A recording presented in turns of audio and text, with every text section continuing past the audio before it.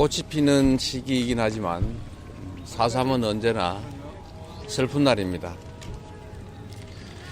대한민국 정부 최초의 계엄령이었고 제주도민의 10분의 1에 해당되는 약 3만 명 가까운 사람들이 아무런 잘못도 저지르지 않은 채 또 영문도 모른 채 우리 국민이 맡긴 총칼에 의해서 죽어갔습니다. 이런 국가폭력은 어떤 경우에도 용서될 수 없습니다.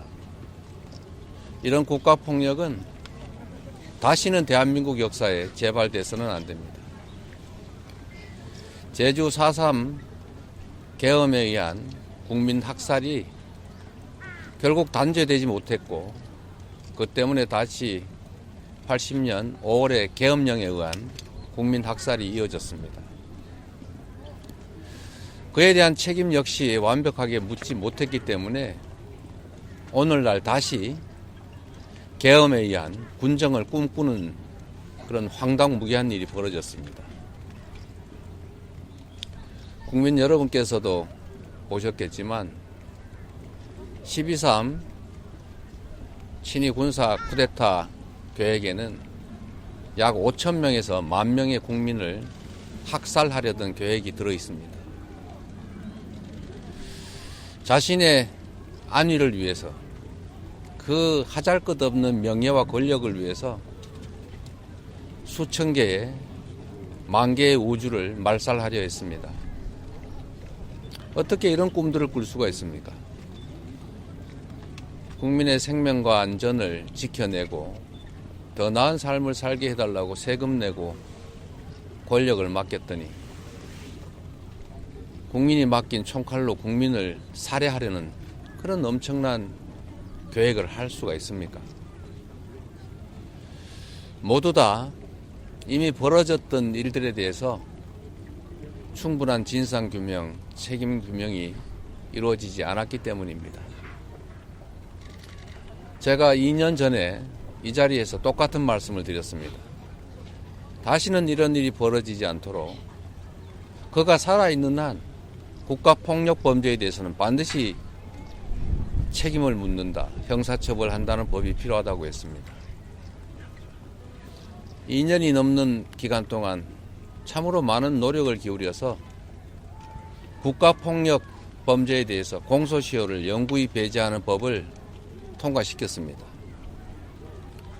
저의 약속이기도 했고 우리 민주당의 공약이기도 했고 다시는 이 대한민국에서 총칼로 권력의 이름으로 주권자들을 살해하는 위협하는 일이 발생하지 않게 하려던 그 공소시효 배제법이 이 권한대행들에 의해서 거부됐습니다.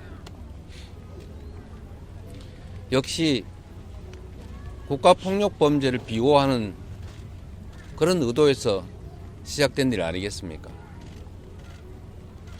국가폭력범죄에 대한 공소시효 배제는 반드시 필요합니다. 아무리 시간이 지나도 국가폭력범죄를 저지른 자들에 대한 책임은 면제될 수 없다는 점들을 반드시 확인해야 합니다. 다시 한번 약속드립니다. 저나 우리 더불어민주당은 지금 대통령 권한 대행에 의해서 거부된 국가폭력범죄 시효 배제에 관한 법을 반드시 재의결하거나 또 내란 동조 세력 국민의힘에 의해서 거부된다면 그 후에라도 반드시 국가폭력범죄 공소시효 배제법을 재발의해서 통과시키도록 하겠습니다. 다시는 가족을 잃고 고통 속에 몸부림치는 이런 영상을 보지 않게 되길 바랍니다.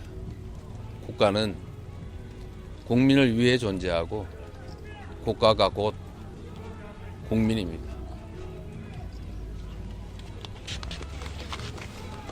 고맙습니다.